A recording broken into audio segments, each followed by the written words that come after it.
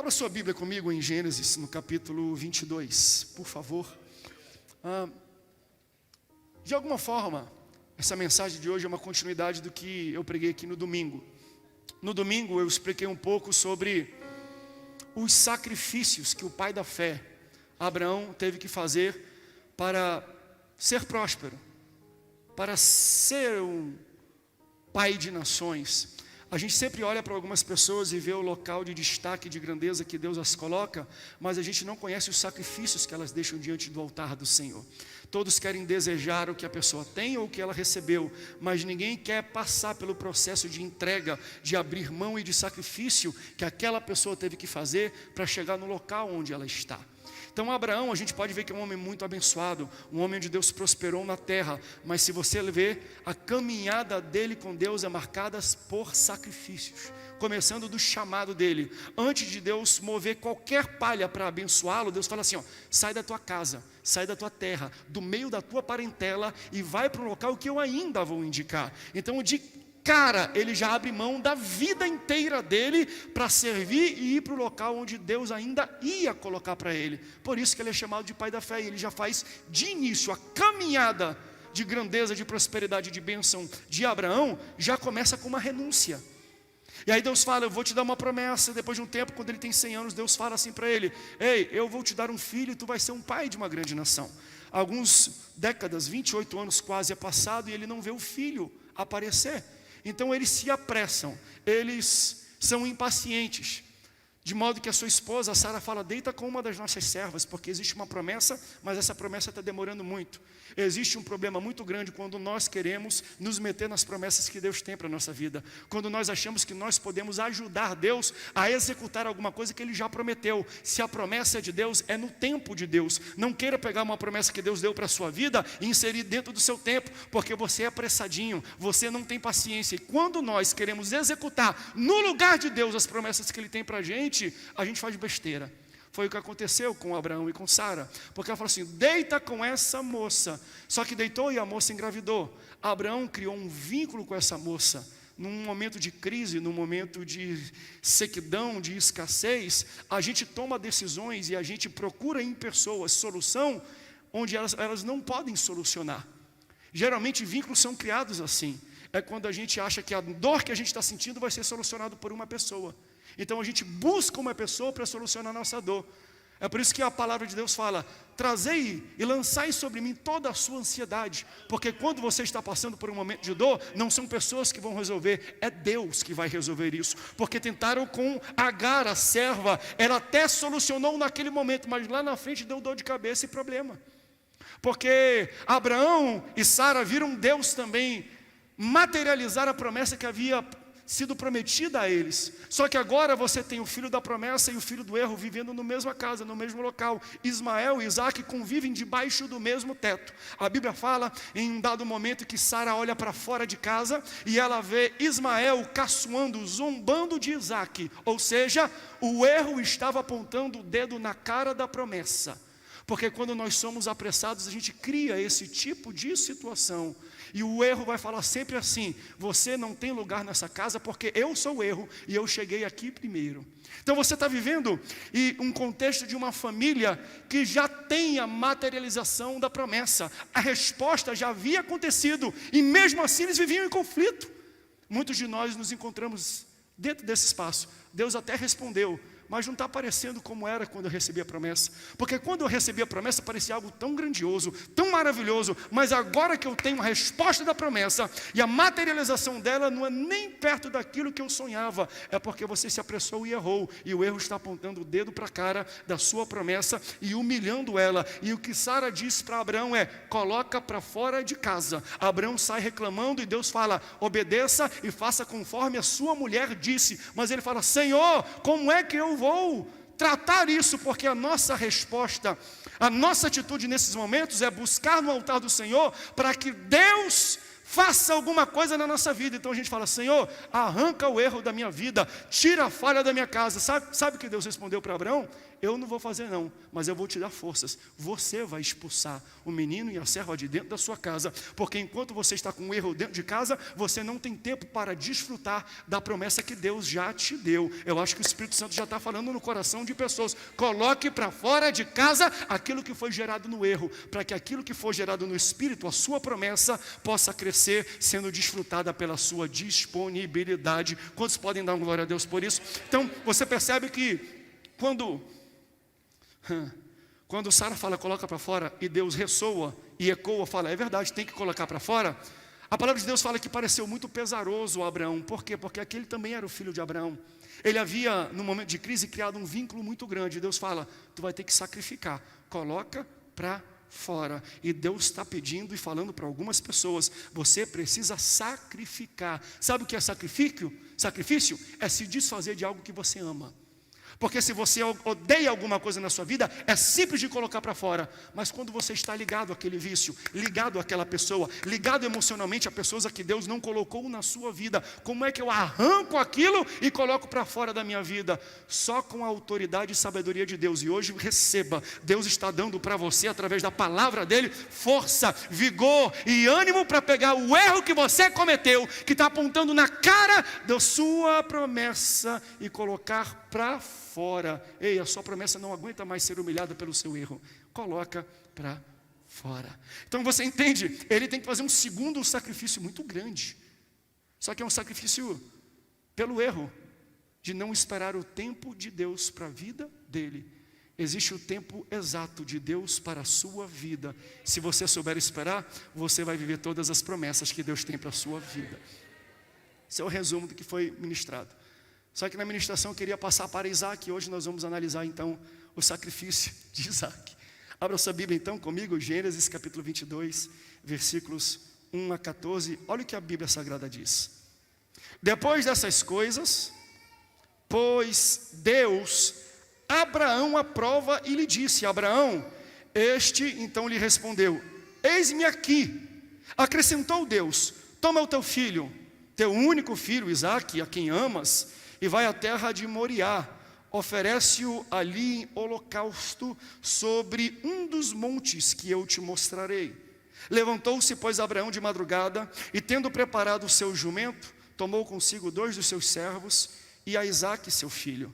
Rachou lenha para o holocausto e foi para o lugar que Deus lhe havia indicado. Ao terceiro dia, diga terceiro dia, erguendo Abraão os olhos, viu o lugar de longe.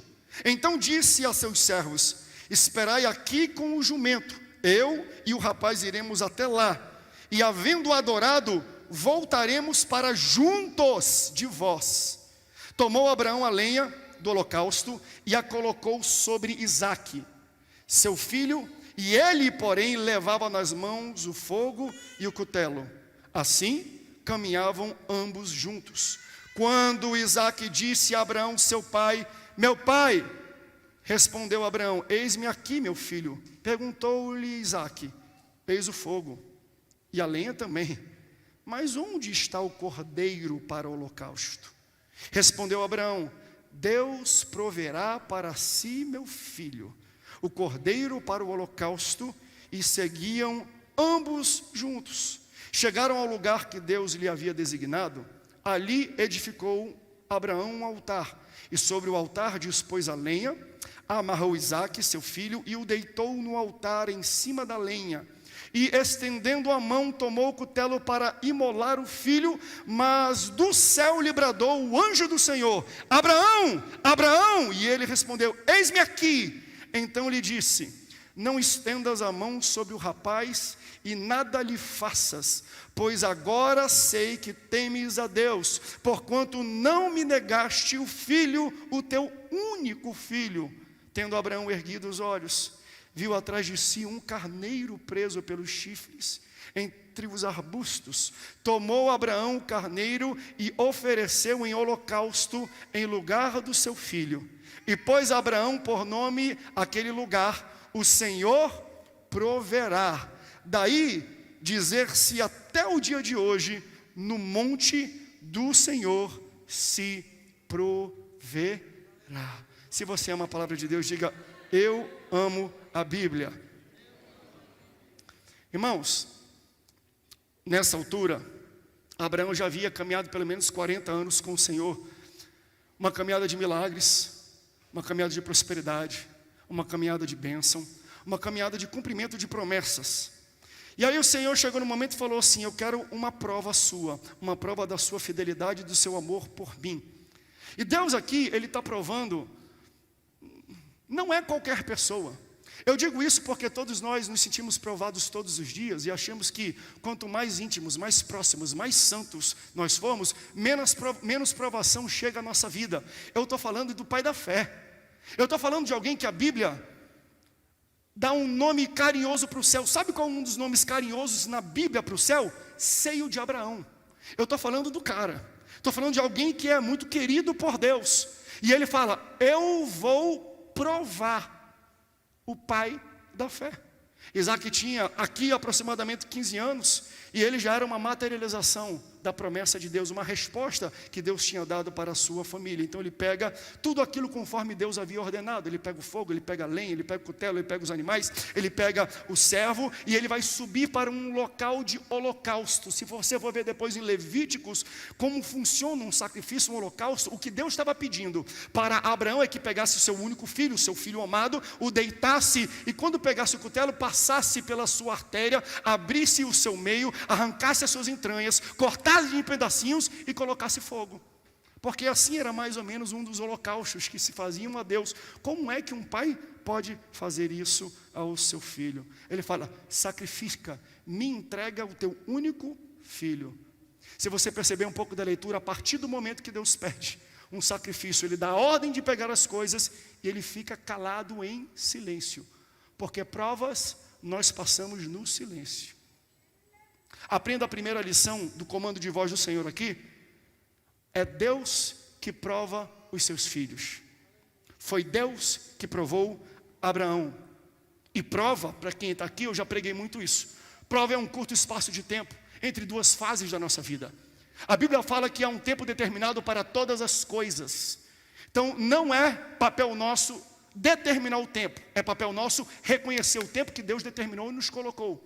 O que me transfere? Como é que eu sei que eu estou passando de um tempo para um novo tempo, de uma fase para uma nova fase, de uma série para uma nova série? Uma prova. Se você está na segunda série e vai passar para a terceira série, você tem que passar por uma prova. Prova é um curto espaço de tempo, muito intenso, que vai separar dois momentos, duas fases, dois níveis, duas séries. E geralmente a prova é dada pelo mestre e pelo professor, e quando ele passa uma prova, ele fica em silêncio, porque provas devem ser vividas no silêncio. Quando a prova chega na sala, o professor fala: todo mundo calado, ninguém pode conversar. E muita gente até chega a falar assim: mas pastor, eu estou passando por uma prova e eu estou aprendendo muito. Mentira, prova não é um ambiente de aprendizado. Prova é um momento de avaliar o que você já aprendeu. Então se você está passando por uma prova, minha indicação e a minha consideração para você como pastor: fique calado, mas coloque em ação tudo aquilo que você aprendeu na palavra do Senhor. Porque Deus está falando: está passando por uma prova, mas não reclame. Provas são necessárias para Deus te pegar de um tempo e te colocar para um novo tempo, de uma fase para uma nova fase, de um nível para um outro nível. Está passando por prova, Deus está em silêncio, se prepare para o próximo nível de Deus na sua vida. Aleluia. Então olha, Deus é quem prova também os seus filhos. Ele provou Abraão. A segunda voz de comando do Senhor é obediência. Abraão, pega o teu filho, vai para um lugar que eu ainda vou mostrar. Ele nem falou de início onde seria. Depois a gente entende que é o Moriá. Sabe o que significa Moriá? Lugar revelado por Deus. Tem muita gente que recebe a revelação. Tem muita gente que recebe a instrução da palavra e a revelação da palavra, só que se relaciona com pessoas erradas, só que frequenta ambientes errados, só que faz coisas erradas, e ainda ficam perguntando: pastor, nada acontece na minha vida. Pastor, por que está dando tudo errado na minha vida? Aí ela até cita: mas não é a vontade de Deus perfeita, boa e agradável? É, só que você não quer seguir a vontade de Deus. Você tem que ser guiado pela Bíblia e pelo Espírito Santo para que as promessas de Deus cheguem na sua vida no tempo certo. Pastor, mas eu não consigo ouvir a voz de Deus. Como diz um grande teólogo, não diga que Deus está em silêncio se a sua Bíblia está fechada. Toda vez que você quiser ouvir a voz de Deus, é só você pegar a sua palavra, é só você ler, que Deus vai se comunicar com você. Então o que Deus está falando às vezes é: quer uma voz de comando? Quer ouvir a minha voz? Sai um pouco do Facebook e coloca o Face no book. Começa a colocar o seu rosto na minha palavra e me procura, porque eu vou falar com você através da minha palavra. Não fica esperando, é bom, Deus usa profeta, Deus usa irmão do coque, mas a palavra e a voz de Deus, o comando de voz dele está disponível para você. Cadê a sua Bíblia Sagrada? Levante aí, ó. Está aí a voz do Senhor para guiar a tua casa, para guiar a tua vida, para guiar a tua igreja, o teu ministério. Toda vez que você falar, ele está em silêncio, abra a palavra que ele vai falar com você. Aleluia.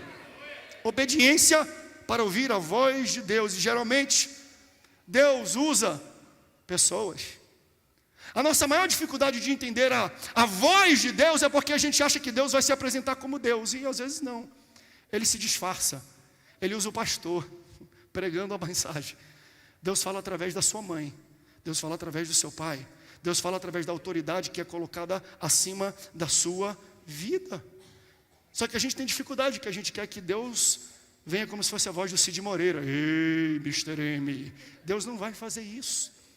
Sabia que tem muita gente até esperando isso até hoje? É por isso que no Muro das Lamentações está cheio de gente orando pedindo o Messias. O Messias já veio, já morreu e já voltou. E eles ainda estão pedindo para o Messias vir. Sabe por quê?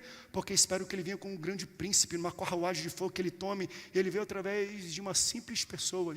Porque Deus usa pessoas do dia a dia para ser voz dele para a sua vida. Geralmente Deus usa o seu pastor. Você lembra que Deus quer chamar e falar com Samuel? Samuel, o que Samuel faz? Ele vai para o quarto do profeta. Ele vai lá no sacerdote, vai lá com Eli. Opa, você me chamou? Ele falou, não chamei não, volta a dormir. Segunda vez, Samuel. Terceira vez, quarta vez. Até que ele entende, um homem de Deus fala, ei, sabe o que é isso? É Deus falando contigo. Se ele te chamar de novo, só diga assim, Senhor, eis-me aqui. Mas por que ele correu várias vezes até o homem de Deus? É porque quando as pessoas são parecidas, a voz também é parecida. A minha mãe tem uma irmã gêmea e elas são parecidas, são íntimas e próximas. Se a minha tia me liga, eu atendo, eu penso que é minha mãe. Eu falo, oi mãe, se for ela no telefone. Sabe por que eu chamo minha tia de mãe? Porque a voz é parecida, porque elas são parecidas, elas são gêmeos. Quando a gente é parecido com Deus que a gente serve, a nossa voz se torna parecida com a voz do nosso próprio Deus. É por isso que aqui quando a gente chega, o pessoal canta uma música linda, aí você fala, parece que foi Deus falando através daquela boca daquela irmã. E foi Deus falando mesmo, porque ela está adorando ao Senhor, ela está próxima do Senhor, ela está íntima do Senhor. E toda vez que nós somos próximos e parecidos com Deus, que a gente serve, Deus usa a nossa boca e a nossa voz parece ser a voz de Deus. Por isso, escute e ouça o seu pastor. E ouça a sua liderança. Se você não está disposto a ouvir a voz do seu pastor, você não está disposto a ouvir a voz de Deus. Ouça quem Deus colocou na sua vida. Ouça as vozes que Ele vai colocar, levantar. E eu profetizo isso. Deus vai colocar pessoas para dar conselhos que vêm do céu. Que a boca dela vai ser usada por Deus para te dar direção, para te ajudar nas decisões da sua vida. Ouça a voz de Deus. Terceiro comando da voz de Deus. Deus espera santidade. Diga assim, santidade. Você percebeu? Abraão, ele sai da casa dele, ele pega os materiais do holocausto, mas ele sai com servos e com um jumento para carregar ou para botar o seu filho e para tirar um pouco do fardo. Quando ele chega na base do Monte Moriá, sabe o que ele fala? Servos, fiquem aqui. Ele desce do jumento e ele sai carregando o material até o altar. Porque jumento, se você ler no Antigo Testamento, é um animal impuro. E eu não posso chegar diante do altar, diante de um Deus puro, com as minhas impurezas. Então ele entende a santidade. Eu não posso subir com um animal impuro até o local do altar. O grande problema é que a gente às vezes vem na igreja com impurezas. E eu vou falar para você, não é que você não pode entrar, você tem que entrar. Mas aqui é o local que a palavra te limpa, que a palavra te lava, que ela te redime, que ela cobre os seus pecados. Mas muita gente não quer vir aqui para ter arrependimento e lavagem dos seus erros. Quer vir aqui para curtir, para ver um menino, para ver uma menina, para ver qualquer coisa. Duas coisas, você vai sair pior do que você entrou e ainda você perdeu o seu tempo. Se você veio para a igreja hoje, se prepare, isso aqui é um lava-jato do Senhor. Toda a impureza, toda a sujeira que é encontrada na sua vida vai ser limpa neste instante. Você vem aqui para ser limpo. Isso me remete a Gênesis capítulo 3. Adão e Eva pecam. Consequências do pecado, existem várias. Deus distribui algumas maldições. Em uma delas o Senhor fala assim, ó: maldita é a terra, Adão, por causa do seu pecado. Deus amaldiçoa o chão, Deus amaldiçoa a terra. Aí no capítulo 4 Deus fala assim: eu quero uma oferta, Caim e Abel, de vocês. A palavra de Deus diz: então Abel traz dos primogênitos das suas ovelhas e a sua gordura e entrega ao Senhor, mas Caim traz uma colheita da terra. O grande problema é que tem muita gente querendo levar para Deus coisas que Deus já amaldiçoou. A gente chega na igreja e a gente quer entregar para Deus um estilo de vida, um comportamento, onde a palavra de Deus já condenou lá atrás. Deus não recebe a adoração, o comportamento, a atitude que Ele já condenou na sua própria palavra. O problema é que nós queremos trazer e entregar para Deus como oferta de louvor e de sacrifício algo que Deus já amaldiçoou. Você acha que Ele vai aceitar esse seu comportamento? Não, porque a Bíblia já condenou esse comportamento. Por isso eu não preciso atualizar a Bíblia, eu preciso ser atualizado pela Bíblia. Eu não vou mudar a palavra para que ela se adeque e encaixe ao meu estilo de vida ou ao meu pecado. É o meu pecado que é lavado, remido pela palavra, para que eu me encaixe e me adeque na estatura de varão perfeito do Senhor. Venha para cá para ser transformado. Não vem para cá para entregar aquilo que Deus já falou na palavra dele. Está condenável e não vai mudar. A palavra de Deus não muda. Céus e terra passarão, mas a minha palavra não há de passar. Se você veio aqui, é porque você quer ser transformado pela palavra de Deus. Quantos querem ser limpos? Quantos querem ser lavados? Quantos querem ser transformados pela palavra de Deus? Então Deus se agrada. A palavra de Deus se agradou da fé de Abraão. Sabe por quê? Ele sobe para entregar a Isaque em holocausto.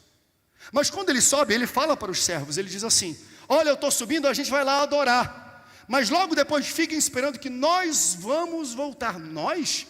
Ele sabia que Deus havia pedido dele um sacrifício do filho, mas olha o que ele fala: eu vou subir com ele, mas eu vou voltar com Isaque. É porque ele está profetizando o próprio milagre. Sem fé é impossível agradar a Deus. É por isso que Ele é o Pai da fé. É que mesmo vendo uma promessa, Deus requerendo e pedindo essa promessa, Ele fala: não, eu tenho fé que eu vou subir, mas eu vou descer. Às vezes a gente está esperando a oração de outras pessoas, profecia de outras pessoas. Pastor, bota a mão aqui e ora na minha vida. Sabe o que está faltando às vezes? Fé própria. Profetize sobre a tua casa. Você pode profetizar sobre a sua vida. Você pode profetizar sobre a sua saúde. Você pode profetizar sobre as suas finanças. Abra a sua boca e profetize. Existe poder na profecia que sai da sua boca. Vamos aprender com Abraão. Ele subiu, mas ele profetizava na vida dele. Isso aqui é promessa de Deus. Por mais que ele tenha pedido, eu sei que eu vou subir, mas eu vou descer com o meu filho aqui. Quantos podem dar glória a Deus por isso? O problema é que a gente não está preparado para receber milagre. Tem gente que pede, mas não sabe receber milagre. Sabe aquela história do homem que estava na estrada?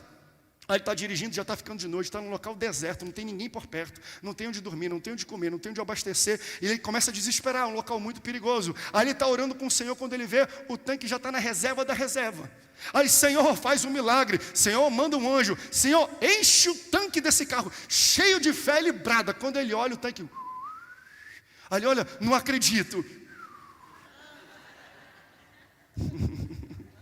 Ei, pergunta da pessoa do teu lado: tu está preparado para a resposta de oração que você está pedindo?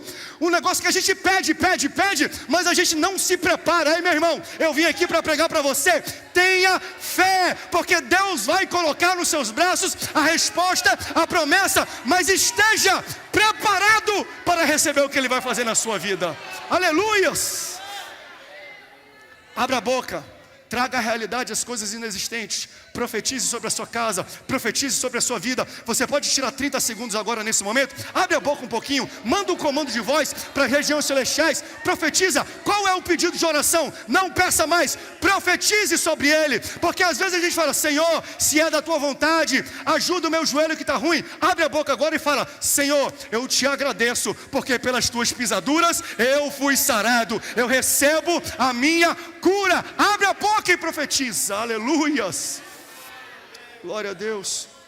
Sobe, Abraão. Abraão está subindo. Para quê? Para matar Isaac. Mas ele está dizendo, eu vou voltar com Isaac. Ele sobe em silêncio. Momento fúnebre. Um momento difícil para um pai. E esse silêncio, ele é quebrado por um questionamento de Isaac. Enquanto eles estão subindo ou chegando e se preparando para o local, Isaac fala assim para o pai: pai, estou subindo, estou vendo martelo, estou vendo a lenha, estou vendo fogo, cutelo, mas onde está o cordeiro? Nesse momento, é um momento íntimo, é um momento de um pai e de um filho, é um momento daquele que pediu e a sua promessa. Ele poderia abrir a boca para reclamar, ele poderia abrir a boca para murmurar, ele poderia se desabafar e abrir o jogo com o seu filho, porque pare para pensar,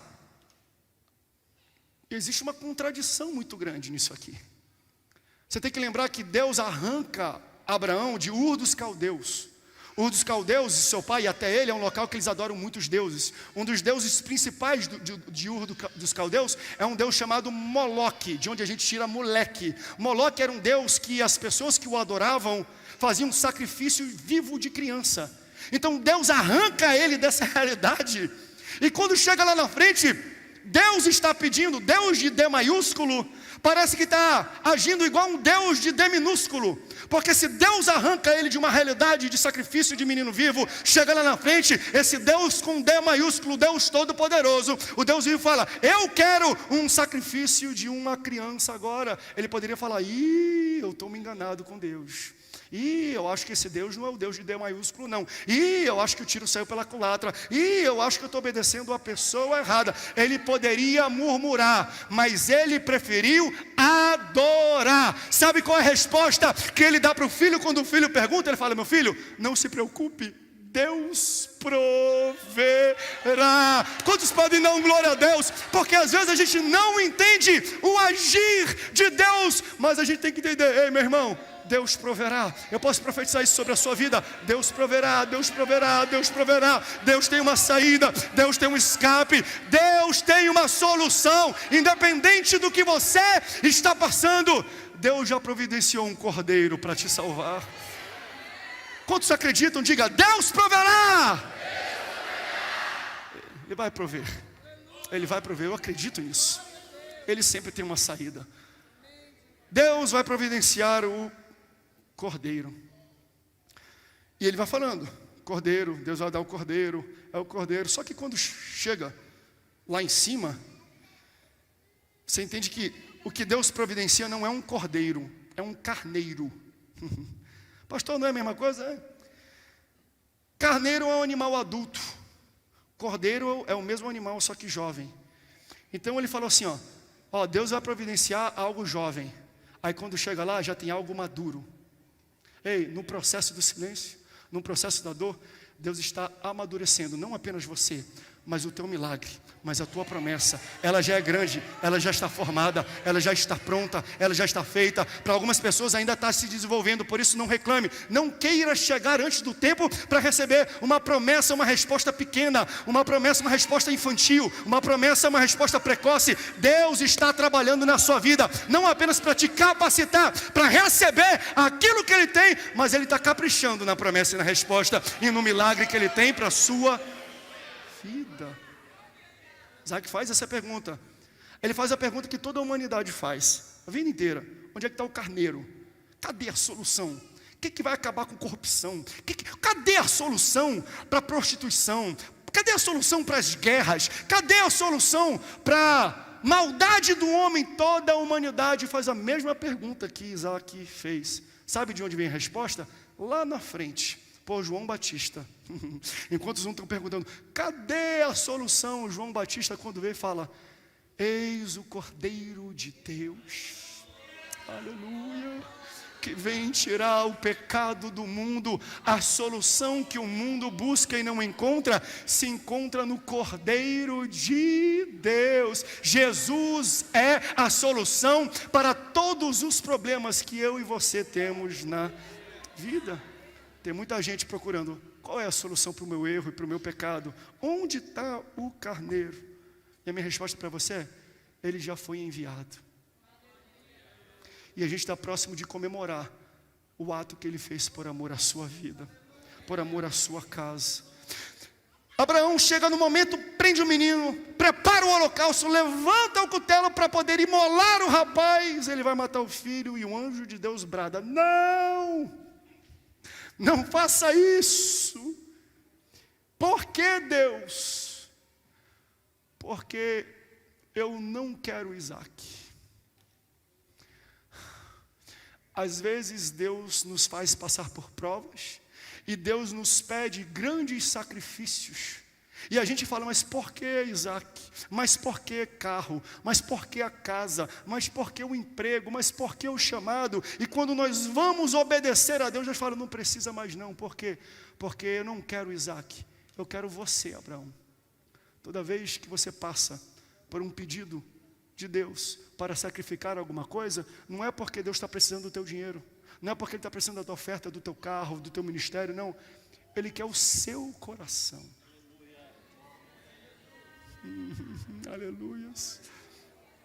Quando o nosso coração ainda não é totalmente entregue para Deus, por mais que a gente venha para a igreja, por mais que a gente tenha relacionamento, Deus nos faz passar por situações aqui. Ele queria apenas saber: eu sou prioridade na sua vida, Abraão? E a minha pergunta para você é: Ele é prioridade na sua vida? Deus não procura adoração, Deus procura adorador.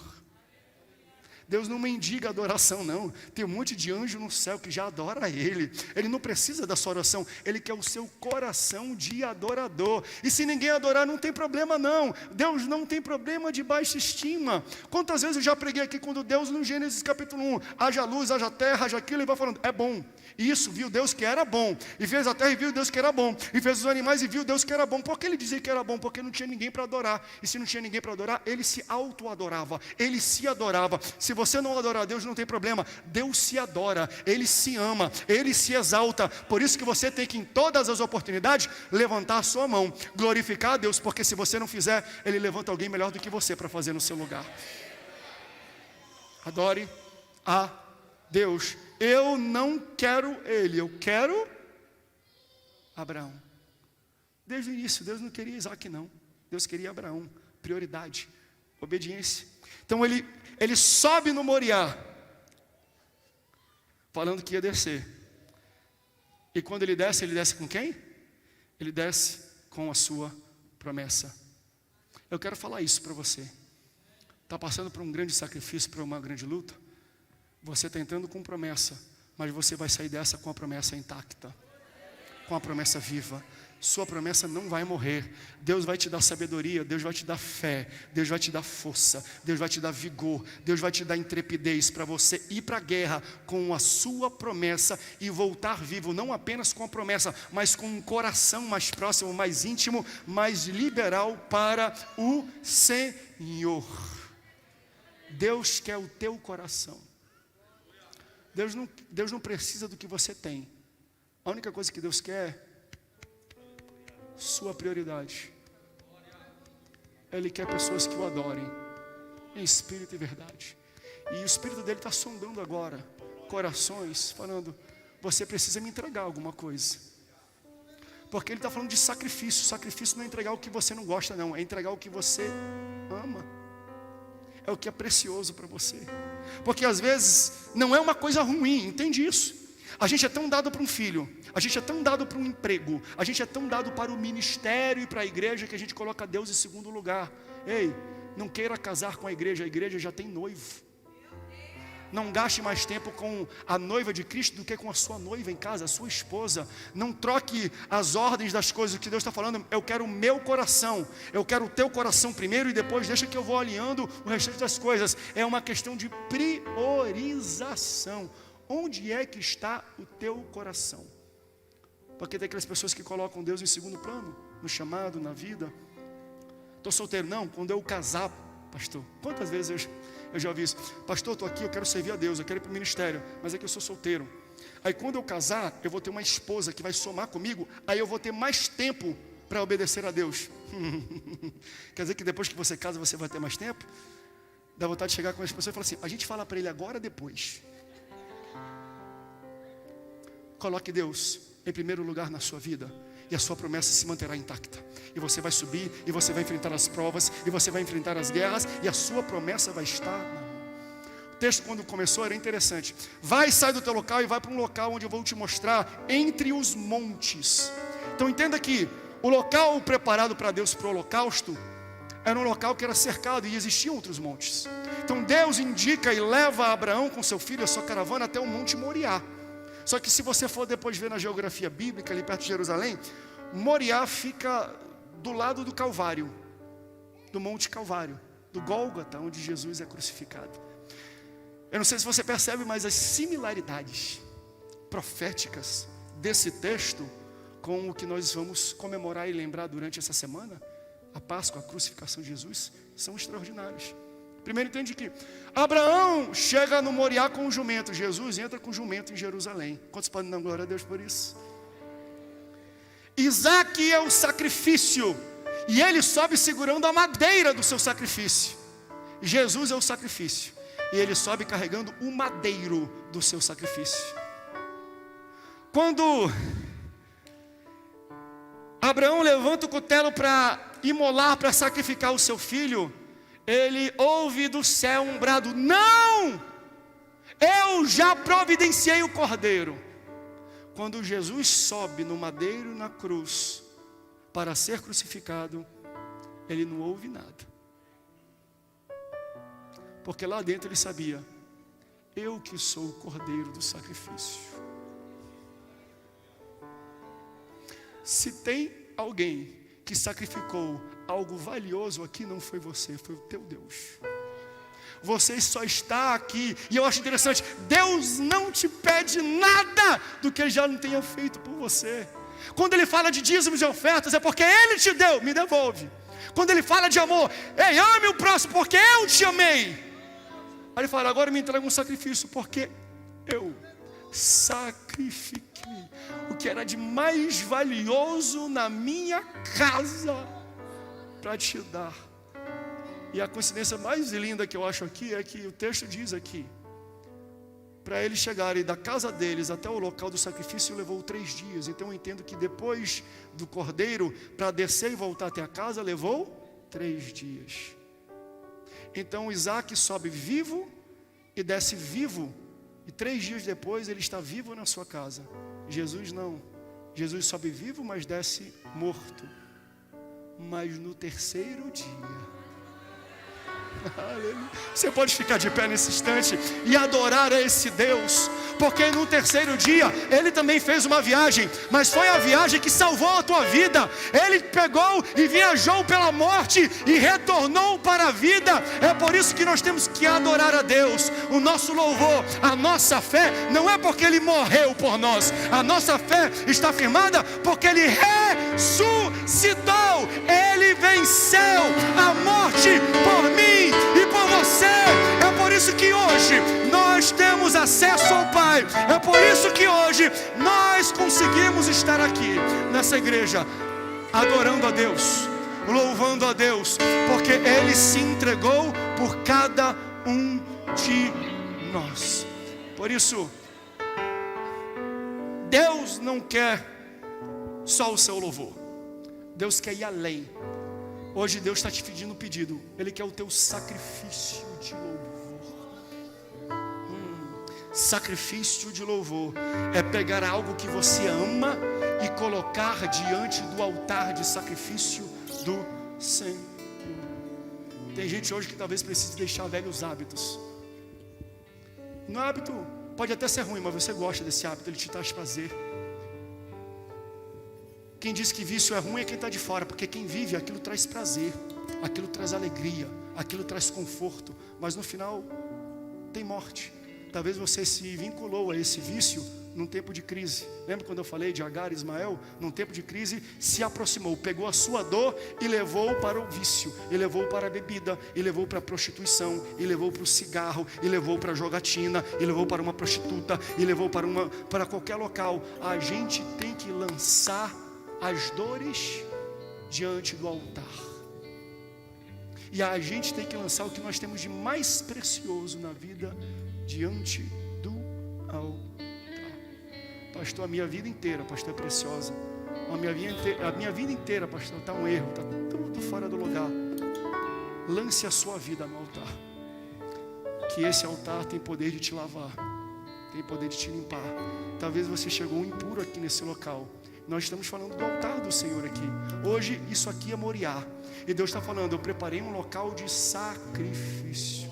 Por isso eu volto a falar o que eu falei no último culto. Eu estou pregando tudo ao contrário. Porque você está acostumado a chegar numa igreja e falar, Deus tem promessa para a sua vida, então venha para frente para que você receba a promessa. Mas a minha pergunta é a contrária. Vem aqui para frente para você largar mão de alguma coisa diante do altar. Não é Deus que vai te dar alguma coisa. Hoje é noite de você entregar alguma coisa diante do Senhor. Por isso feche o seu olho. Aleluia. Aleluia. Aleluia. Você veio para um local de sacrifício. Talvez alguém te convidou, alguém te trouxe aqui, e Deus está falando, me dá o teu Isaac, me dá a tua prioridade, me dá o que é de mais precioso para ti. Mas eu quero antecipar uma informação para você. Talvez essa informação que Isaac recebeu só na subida. Ao vir entregar a sua vida aqui no altar, um erro aqui no altar, um estilo antigo de vida no altar, um pecado no altar, Deus já providenciou um cordeiro para você. Você vai vir para cá e entregar a sua vida no altar, mas talvez você está morto no espírito, mas você vai sair daqui com vida, e você vai sair daqui junto com o cordeiro.